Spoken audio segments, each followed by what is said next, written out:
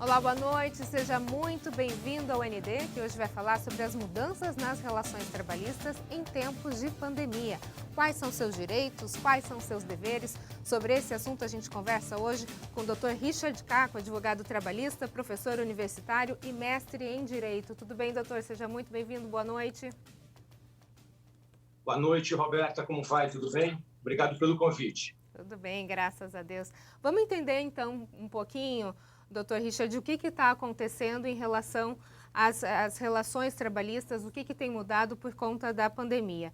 A gente tem duas medidas provisórias, né? A MP 927 e a MP 936. Todas essas duas MPs foram feitas pelo enfrentamento à pandemia. Gostaria que o senhor explicasse um pouquinho cada uma delas para a gente entender qual é o novo cenário que se forma em relação a isso. Perfeito, Roberta. Antes de mais nada, eu preciso dizer que as duas medidas provisórias, embora inclusive objeto de discussão no Supremo Tribunal Federal, por parte de entidades sindicais, por parte de partidos políticos, eu tenho a segurança total em te dizer que foram as duas medidas provisórias, esses dois instrumentos, que fizeram com que demissões em massa fossem evitadas no país por conta do agravamento causado pela pandemia, e as como coletivas, num primeiro momento, foram essenciais, porque quando surgiu a necessidade da quarentena, do isolamento, com fechamento de comércio, fechamento de prestação de serviços, empresas, a primeira medida foi a MP 927, que trouxe, digamos assim, um fôlego ao empresário, que permitiu que ele, então, concedesse, independente de nós estarmos ou não dentro do período concessivo de férias, permitiu que esse empresário concedesse essas férias e também permitiu com que ele fizesse que aquele trabalhador que tivesse uma atividade presencial, que ele, então, passasse a exercer uma atividade em casa, o home office, ou teletrabalho, como foi denominado.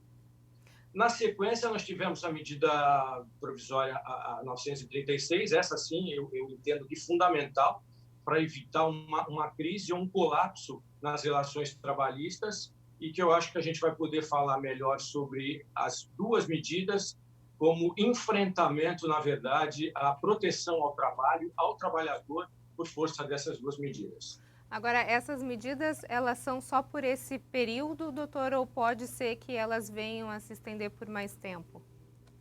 Veja só, Roberta, as medidas provisórias, elas têm prazo de vigência de 120 dias. 60 dias renovado por mais 60 dias. Penso eu, acredito eu, que nesse período nós consigamos resolver, enfrentar uma melhor maneira possível, solucionar o problema da pandemia, com o retorno gradativo ao trabalho, e aí penso eu que perderemos, então, a necessidade de aplicação dessas normas criadas pelas medidas provisórias. Bom, tem muita gente que hoje está trabalhando nessa questão de home office, doutor, e alguns pontos chamam a nossa atenção. Por exemplo, se a pessoa ela fica em casa, em tese ela não precisa de vale transporte nem de vale alimentação. Em contraponto, ela come em casa também mais do que se ela estivesse trabalhando fora. Existe alguma regra em relação ao pagamento desses benefícios, vale transporte e vale refeição? Tá, vamos deixar claro, são situações diferentes, Roberta.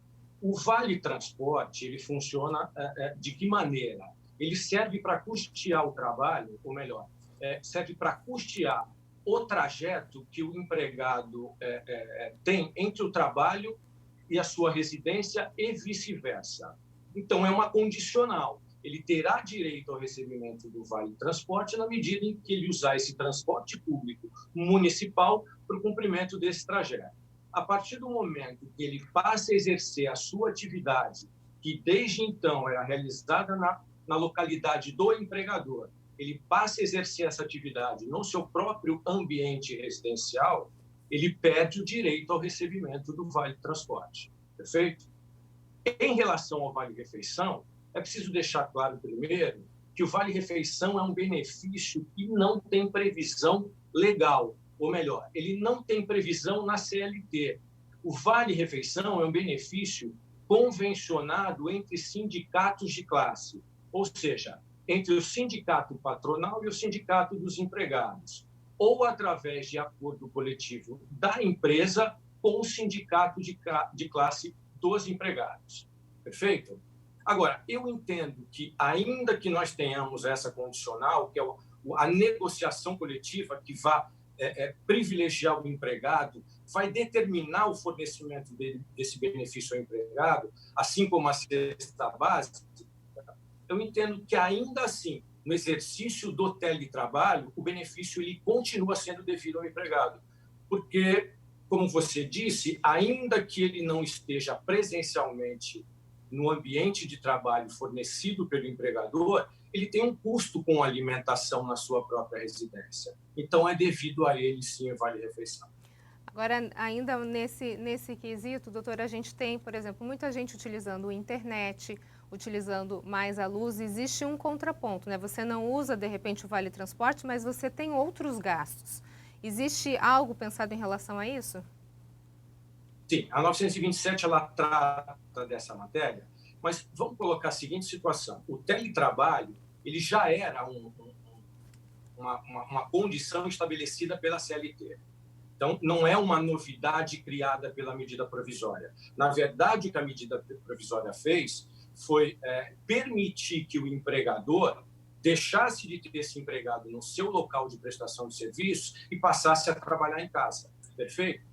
E aí nós entendemos que, com a medida provisória, e está estabelecido no texto legal, que o empregador ele deve fornecer os meios adequados para que o empregado possa desenvolver a atividade dele no ambiente residencial.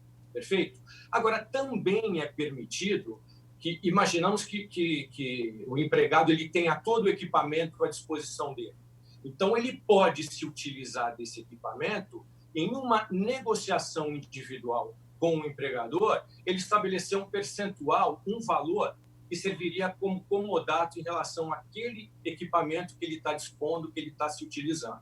Porque, afinal de contas, ele vai ter um gasto, por exemplo, com luz elétrica. E esse gasto ele deverá ser assumido pelo empregador. Ok, a gente vai para um rápido intervalo e, na sequência, a gente fala um pouquinho mais sobre as mudanças nas relações trabalhistas por conta da pandemia. Eu volto já já. O ND está de volta e o nosso assunto de hoje é o que muda nas relações trabalhistas em tempos de pandemia. E sobre esse assunto eu converso com o Dr. Richard Caco, advogado, mestre em Direito e professor universitário. Richard, a gente está falando sobre todas essas relações que têm mudado por conta da Covid-19 e existem acordos entre funcionários e donos de empresas. Necessariamente esses acordos precisam passar pelos sindicatos?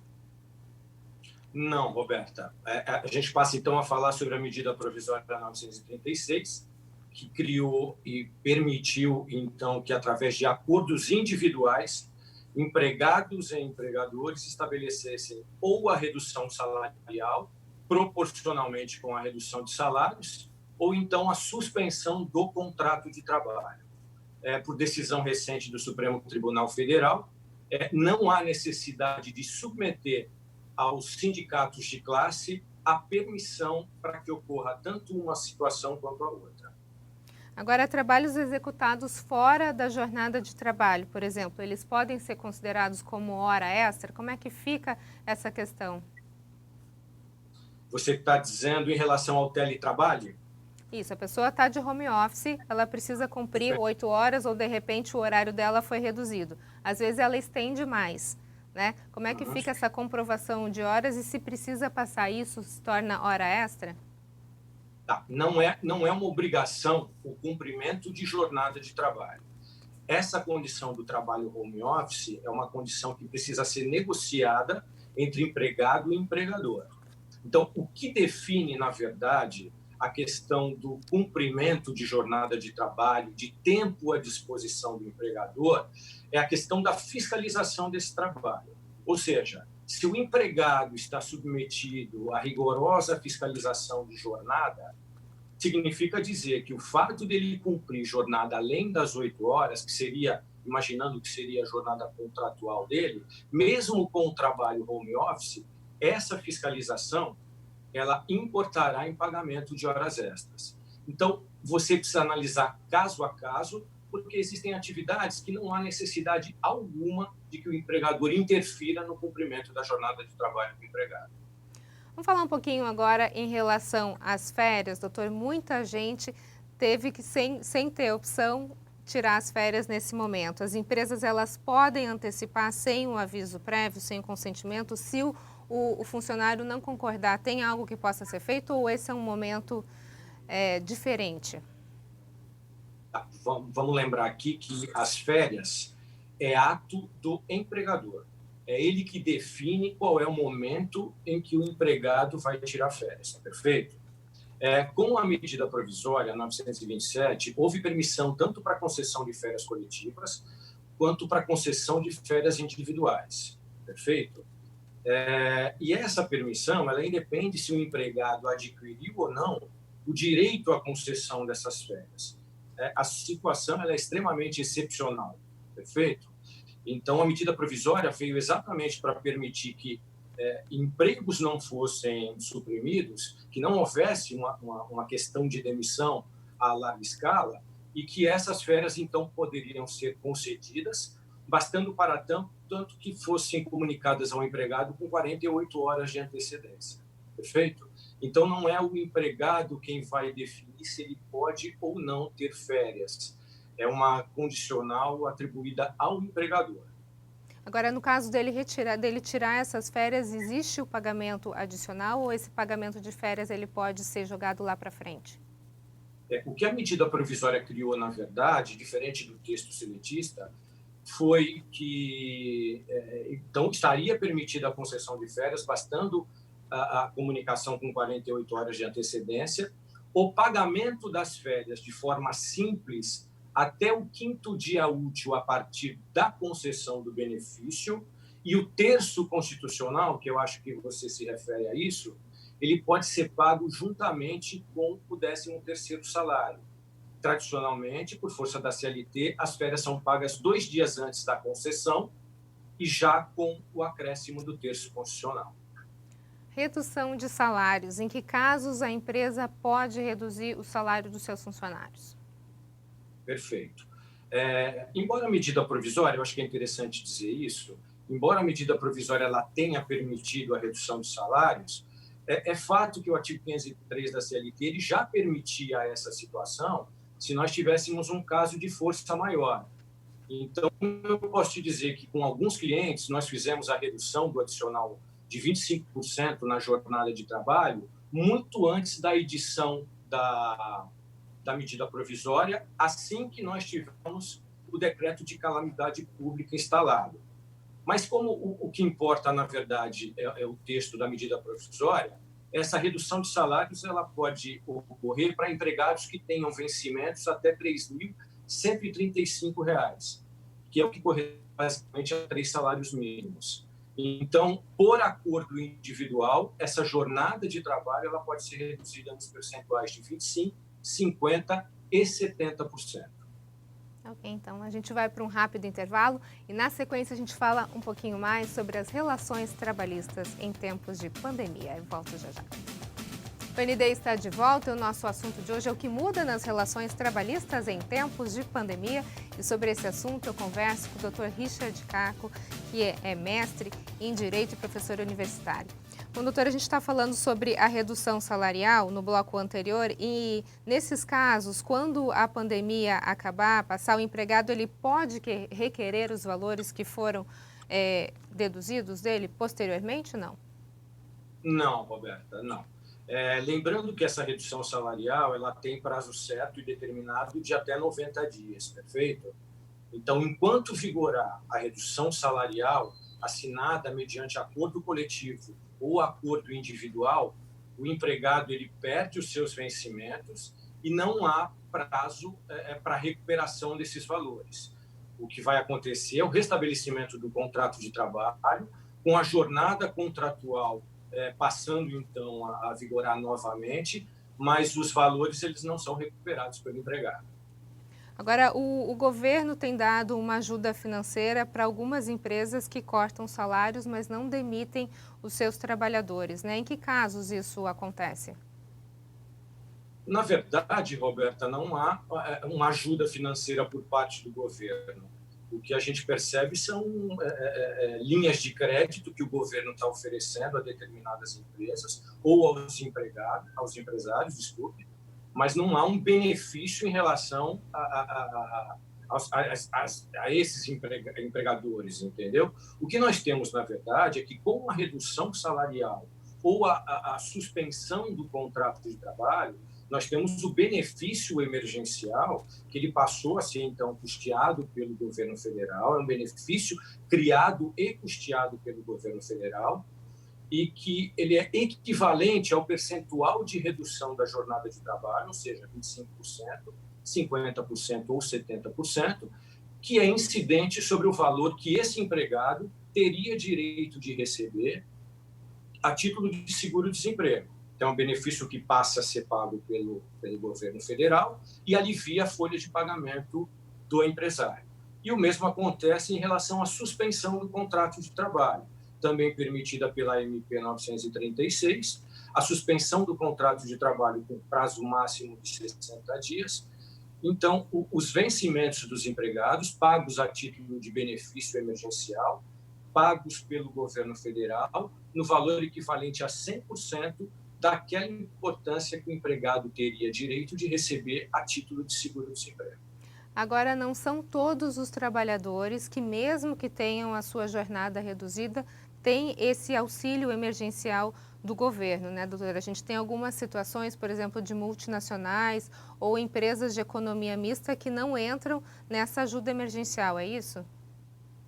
Não é que não entre na ajuda emergencial. Vamos imaginar aqui, em suspensão dos contratos de trabalho, para empresas em que tenham faturamento ou tiveram um faturamento no ano de 2019, numa importância superior a 4 milhões e 800 mil reais. Para essas empresas com esse faturamento, esse percentual de 100% da ajuda que seria pago pelo governo federal, ele é dividido com o empregador. O empregador assume 30% desse benefício, enquanto o governo federal ele vai arcar com 70% do benefício. Mas a gente tem casos, por exemplo, da Petrobras ou de multinacionais onde não houve nenhum tipo de reposição, entre aspas. Que tipo de reposição você se refere, Quando Roberta? se reduz jornada e se reduz salários dos funcionários, não existe nenhuma contrapartida, como em outras empresas, por exemplo? Isso você vai depender do valor do salário pago ao empregado. A gente lembrou aqui que essa redução salarial é permitida para empregados que recebam até R$ 3.135. E para empregados que tenham condições técnicas ou cursos técnicos e profissionalizantes e que recebam acima de 2 salários de contribuição da Previdência Social, o que equivale a mais ou menos R$ 13 mil. Então, o que nós temos, na verdade, é um limbo entre aqueles que recebem 3.135 e aqueles que recebem 13 mil reais. O que a medida provisória fez, na verdade, foi estabelecer que para esses empregados, dentro desse perfil, haja a necessidade de uma negociação coletiva. É preciso, então, que sindicatos de classe estabeleçam e permitam a redução salarial para que, então, o governo federal ele possa arcar e assumir esse compromisso. Dr. Richard Caco, muito obrigada pelas suas informações, sucesso, saúde, nesse período tão difícil de tantas mudanças, né? De verdade, muitas mudanças. Eu tenho praticamente 30 anos de advocacia trabalhista. Sou associado da Zamari Marcondes, que presta serviços advocatícios na Baixada Santista há quase 50 anos. E é a primeira oportunidade em que nós enfrentamos uma crise tão séria nas relações que envolvem empregado e empregador. Muito obrigada, doutor. O ND Obrigado. Fica por aqui, uma ótima noite para você. Fique agora com o Jornal da Band, fique bem, fique em casa, tudo isso vai passar. A gente se vê.